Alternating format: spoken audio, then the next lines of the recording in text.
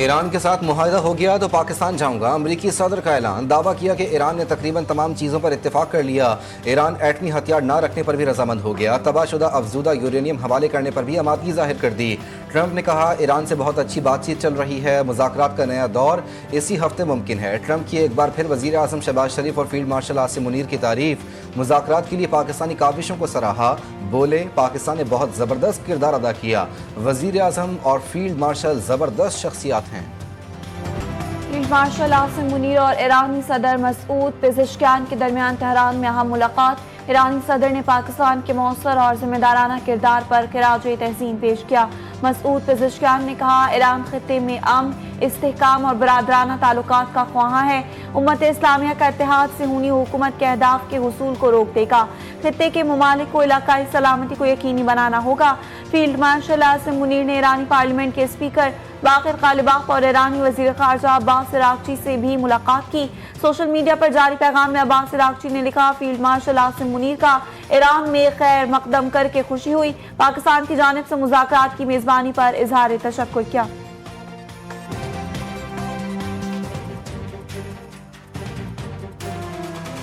वफाकी वज़ीर दाखिला मोहसिन नकवी की ईरानी हम मनसब सिकंदर मोमिनी से मुलाकात। खित्ते की ताज़ा तरीन सूरत हाल पर तबादला ख्याल। ईरानी वज़ीर दाखिला ने जंगबंदी और मसालिहती किरदार पर पाकिस्तान की तारीख साज काविशों को सराहा। कहा ईरान पाकिस्तान का मुखलिसाना और मुस्बत किरदार हमेशा याद रखेगा। मोहसिन नकवी ने कहा पाकिस्तान खित्ते में पायदार अमन और इस्तेहकाम चाहता है। जंग किसी मसले का हल नहीं, डायलॉग ही में तनाज़ात का हल है। वज़ीर आज़म शहबाज शरीफ से तुर्क वज़ीर ख़ारजा हाकान फिदान की अंकारा में मुलाकात। मुआविन ख़ुसूसी तारिक फ़ातमी भी मुलाकात में मौजूद थे। वज़ीर आज़म आज अंतालिया डिप्लोमेसी फोरम में शिरकत करेंगे। कहते हैं फोरम में शिरकत और सदर अर्दवान से मुलाकात बायस मुसरत है। इससे पहले वज़ीर आज़म शहबाज शरीफ ने कतर में अमीर कतर शेख तमीम बिन हमद सानी से मुलाकात की। खलीज की सूरत हाल पर तबादला ख्याल, अमन इस्तेहकाम के लिए कशीदगी में कमी और मुज़ाकरात की अहमियत पर जोर। वज़ीर आज़म ने कतर और दीगर खलीजी ममालिक पर हमलों की एक बार फिर मज़म्मत की।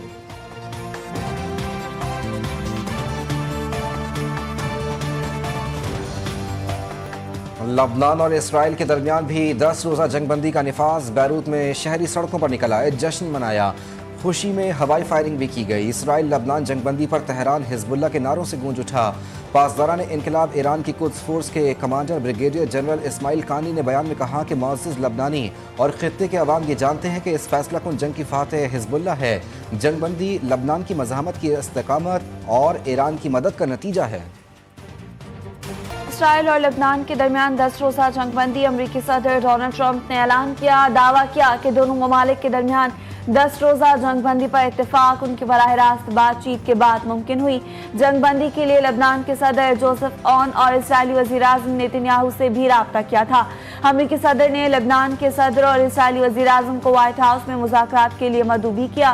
कहा दोनों फरीक हम चाहते हैं, मुझे यकीन है कि जल्द हासिल हो सकता है। ईरान ने मुआहदा ना किया तो सख्त हमले करेंगे। अमेरिका और इसराइल की ईरान को फिर खुली धमकी। इसराइली वज़ीर दिफा इसराइल कॉट्स ने कहा कि ईरान तारीखी मोड़ पर खड़ा है, बेहतरी या तबाही ईरान को फैसला करना होगा। अमेरिकी वज़ीर दिफा पैट हेग्ज़िट कहते हैं सुनहरी मौका है कि ईरान जंगबंदी कबूल करे, वरना अमेरिकी अफवाज मुकम्मल तैयार हैं। ईरान का अपना हुर्मज़ पर कंट्रोल बरकरार रखने का ऐलान। ईरानी फौज के तर्जुमान इब्राहिम जुल्फ़िकारी का कहना है कि जंगबंदी आरज़ी वक्फा है, मुस्तकिल अमन नहीं। कोई भी ज़मीनी हमला हुआ तो उसे नाकाम बना देंगे। ईरानी सुप्रीम लीडर के मुशीर मोहसिन रज़ाई कहते हैं ईरानी मिसाइल लॉन्चर अमरीकी जंगी जहाज़ों को डबोने के लिए तैयार हैं। दुश्मन पर दबाव में इजाफा होना चाहिए। अमरीका का बहरी नाकाबंदी का मंसूबा यकीनी तौर पर नाकाम हो गया। ईरान मुश्किल और ज़हीन मुल्क है, इनके लोग अच्छे फाइटर हैं। अमरीकी सदर भी मान गए। रियासत नेवाडा के शहर लॉस वेगास में तकरीब से खिताब में डोनाल्ड ट्रंप ने कहा ईरान बहुत प्यारा मुल्क है। ईरान से जंग नहीं करना चाहता था, लेकिन जौहरी प्रोग्राम की वजह से ये करना पड़ा। ईरान जंग बहुत जल्द ख़त्म होनी चाहिए। तस्लीम किया कि मईशत में रुकावट ईरान की वजह से आई। मजीद कहा वियतनाम और अफगानिस्तान में तवील अरसे तक जंग जारी रही। ईरान से जंग 2 माह में ख़त्म होने जा रही है। दावा किया कि ईरान में बहुत जल्द हमें फतह मिलने जा रही है।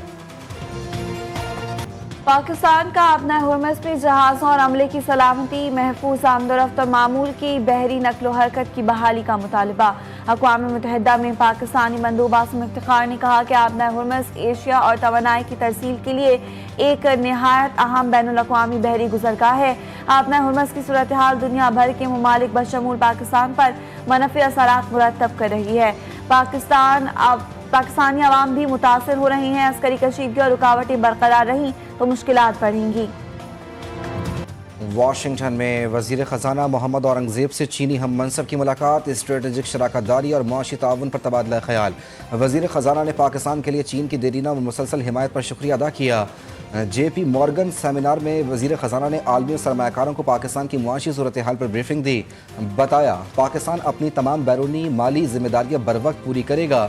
मूडीज़ के हुकाम से मुलाकात में मुआशी सूरत हाल और आलमी मालियाती मंडियों में वापसी की हिकमत अमली पर भी तबादला ख्याल। स्टेट बैंक में रखे गए $3 अरब के सऊदी डिपॉजिट की मुद्दत में तोसी, सऊदी फंड बराए तरक्की और स्टेट बैंक के दरमियान मुआहिदा तय पा गया। मुआहिदे पर सऊदी फंड के चीफ एग्जीक्यूटिव ऑफिसर और स्टेट बैंक की तरफ से गवर्नर जमील अहमद ने दस्तखत किए। वज़ीर ख़जाना की भी तकरीब में शिरकत।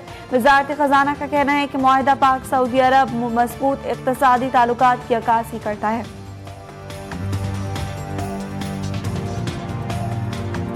बिजली का शॉर्टफॉल 4000 मेगावाट हो गया। गैर एलानिया लोड शेडिंग में गैर मामूली इजाफा। कराची समेत दीगर शहरों में 10 घंटे तक लोड शेडिंग। वफाकी दारुल हुकूमत इस्लामाबाद में भी 6-6 घंटे बिजली से महरूम। लाहौर के इलाकों में 5 से 6 घंटे तक बिजली गायब। वजारत तवानाई ने सनतों को भी लोड शेडिंग में शामिल कर लिया। बंद पावर प्लांट्स दोबारा चलाने पर गौर। वफाकी वजीर तवानाई उवैस लगारी का आज से बिजली की लोड शेडिंग में कमी का ऐलान। गिरफ्तार खारजी दहशतगर्द के अहम इंकशाफात। खित्ते में दहशतगर्द नेटवर्क से मुतालिक नए सवालात खड़े कर दिए। रिपोर्ट्स के मुताबिक तालिबान और तहरीक तालिबान पाकिस्तान के दरमियान मुबैना रवाबित और अफगानिस्तान में मौजूद तरबियती नेटवर्क्स का जिक्र सामने आया। गिरफ्तार मुलजिम के मुताबिक उसे पाकिस्तान मुखालिफ प्रोपेगेंडे के जरिए तंजीम में शामिल किया गया। अफगानिस्तान के पख्तेका समेत मुख्तलिफ इलाकों में तरबियत दी गई। मजीद दावा किया गया कि मुख्तलिफ ग्रोहों के दरमियान रवाबित और बैरूनी मुआवनत के हवाले से भी मालूमात हासिल हुई।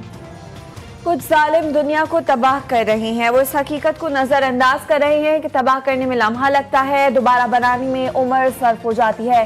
कैथोलिक मसीहियों के पेशवा पोपलियो की जंगों पर अरबों खर्च करने वाले लीडर्स पर कड़ी तनकीद। कहते हैं जंगों के आका इस हकीकत से भी नजरें चुरा रही हैं कि हलाकतों और तबाही पर तो अरबों डॉलर्स खर्च किए जा रहे हैं, लेकिन जख्मों पर मरहम रखने, तालीम और बहाली के लिए पैसा कहीं नहीं। बरतानवी वज़ीर आज़म सर केयर स्टारमर का सोशल मीडिया कंपनियों को सख्त इंतबाह। डाउनिंग स्ट्रीट में टेक कंपनियों के सरबराहान तलब। 16 साल से कम उम्र बच्चों के लिए सोशल मीडिया पाबंदी पर गौर। सर केयर स्टारमर ने कहा बच्चों की हिफाजत खतरे में है, अब ये नहीं चल सकता। PSL सुपर लीग के सनसनीखेज मुकाबले मुसलसल नाकामियों से दो चार। रावलपिंडीज को एक और शिकस्त। हैदराबाद किंग्समैन ने 5 विकेटों से हरा दिया। पहले खेलते हुए रावलपिंडीज की बैटिंग लाइन फिर लड़खड़ा गई।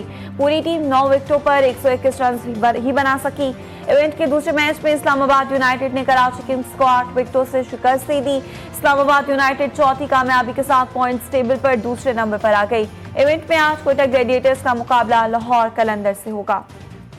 अजीज मियाँ कवाल का 84वां यौम पैदाइश आज मनाया जा रहा है। उनका असल नाम अब्दुल अजीज था। उन्होंने कवाली को एक नई जहत अता की। उनकी गायकी में वो जोश और जुनून था जो सामीन के दिलों में उतर जाता था।